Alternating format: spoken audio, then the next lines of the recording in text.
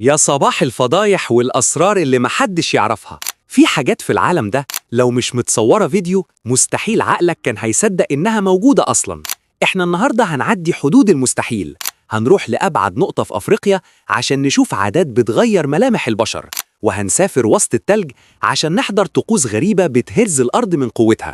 ومش بس كده، ده احنا هنكشف لك أسرار مزارع السمك وطرق التلقيح اللي بتبهر العالم، وهنختمها في الهند مع ناس بيتحدوا المنطق والجاذبية بقوة مفيش عقل يستوعبها.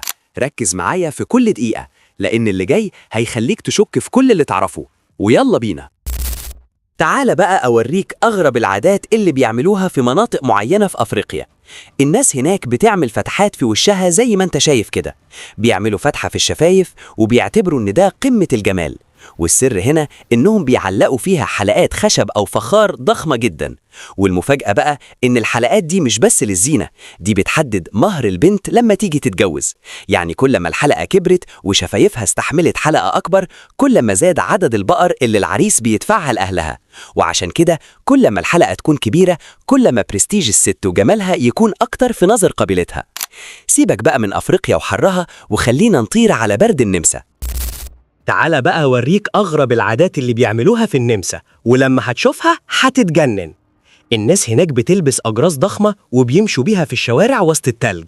والمفاجأة بقى إن الشخصيات اللي لابسة أقنعة مرعبة دي اسمها كرامبوس، وده وحش أسطوري نص رجل ونص معزة. الأجراس دي مش بس دوشة، دي بتعمل زلزال في الشارع عشان يطردوا بيها الشياطين اللي مستخبية في البرد. وكمان بيقولوا إنها بتجيب الرزق في السنة الجديدة.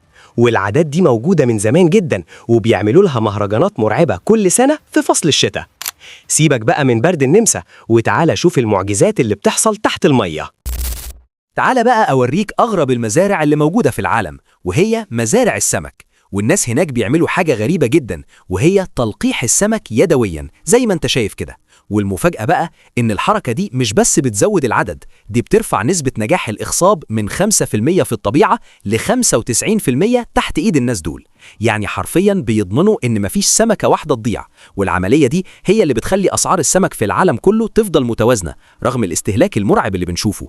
والهدف منها إنتاج أكبر عدد في وقت قصير جدا وبأقل التكاليف. سيبك بقى من مزارع السمك وتعالى شوف أغرب تجارة في العالم. تخيل كده معايا إنك تشيل حجر بشنبك. مش عايزك تستغرب، بس دي التحديات اللي موجودة في الهند. الناس بتعمل حاجات بره حدود العقل. يعني بيجيبوا حجارة وزنها بيوصل ل 100 كيلو وبيربطوها في شعرهم أو في شنبهم زي ما انتوا شايفين. والمفاجأة بقى إن الكلام ده بيحصل بالظبط في مهرجان سنوي في ولاية بونجاب الهندية. والناس هناك بتعتبر إن قوة الشنب والشعر هي رمز العزة والكرامة. والموضوع ده مش مجرد استعراض، دي مسابقة بجد وليها جمهور، واللي بيكسب بيبقى بطل شعبي في ولايته. وطبعا دي من أغرب الحاجات اللي ممكن تشوفها في حياتك. سيبك بقى من قوة شنب الهنود وخليك في نفس المكان عشان أوريك أغرب فاكهة بياكلوها هناك. تعال بقى أوريك أغرب فاكهة ممكن تشوفها في حياتك، واللي موطنها الأساسي في أفريقيا بس منتشرة جدا في الهند.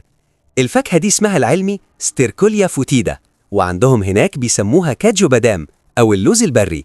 والمفاجأة بقى إنك أول ما بتفتح القرون الخشبية الحمراء دي بتلاقي جواها بذور سودة. والناس هناك مش بياكلوا الثمرة نفسها، لأ، دول بيقشروا الطبقة السودة دي عشان يطلعوا منها لب أبيض طعمه حرفيا زي المكسرات، وبياكلوه مع السمك أو يحمصوه ويبقى أغلى من اللوز اللي نعرفه. شكلها من جوه مرعب، بس طعمها حكاية تانية خالص.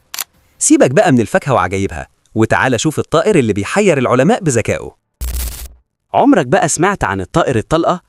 أكيد كلكم عارفينه، وهو البطريق. وعلى الرغم من إنه مش بيطير في الهواء، بس هو حرفياً بيطير في المية. والمفاجأة بقى إن البطريق بيستخدم تقنية عبقرية بيسموها بابل باور أو قوة الفقاعات. والسر إنه بيحبس الهواء جوه ريشه وبينزله معاه، وأول ما يحب ينطلق بيطلع الهواء ده فجأة، فبيقلل الاحتكاك بالمية، وده بيخليه يضاعف سرعته مرتين أو 3 في ثانية واحدة، ويوصل لسرعة 36 كيلو متر في الساعة. يعني شغال بمحرك نفاث طبيعي بيخليه ينطلق زي الصاروخ بالظبط. بذمتك كنت تعرف إن العالم فيه كل العجايب دي؟ قولي بقى في التعليقات إيه أكتر مقطع وقف عقلك النهاردة، ومين في صحابك محتاج يشوف طائر الطلقة ده. ولو لسه ما بعتش الفيديو ده لحد ففايتك كتير. ما تنساش الفولو واللايك عشان اللي جاي أغرب. وسلام يا بطل.